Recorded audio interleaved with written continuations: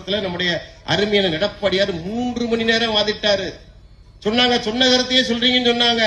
நேற்று கூட நான் பேட்டியிலே சொன்னேன், உச்ச நீதிமன்றத்தில் ஒரு மூத்த வழக்கறிஞர் போன்று அருமையான எடப்பாடியார் சட்டமன்றத்தில் மிக தெளிவாக திமுகவை சாடி இருந்தார். யாரும் சந்தேகப்பட முடியாது. 10 மாசமா அவங்க சும்மா இருந்துட்டு அங்க இருக்கிறவங்க ஏலம் விட்டுட்டாங்க, இவங்க முன்னாடி அனுமதி கொடுத்துட்டாங்க. என்ன நோக்கம், குறுகிய நோக்கம் என்ன? வேதாந்தம் குடும்பத்துக்கு மத்திய அரசும் இங்க இருக்கிற மாநில அரசும் என்ன நோக்கத்துக்காக ஒப்புதல் அளித்தீர்கள்? என்னைக்காவது இந்த மேளத்தை ரத்து செய்யணும் என்று 10 மாசம் கொடுக்கல் என்பது எடுத்து வைத்தவர் யார்? எரிமலையன் எடுத்து வைத்தார்.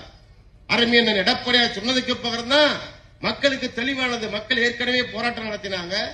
இவர் கூட சொன்னாரு, நான் முதலமைச்சரா இருக்க வரை ஒன்னும் நடக்காதுன்னு சொன்னாரு. மக்கள் நம்புனாங்களா?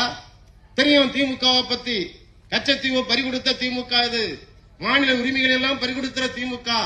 நம்பிக்கை துரோகம் செய்யற தொடர்ந்து நடத்தினாங்க.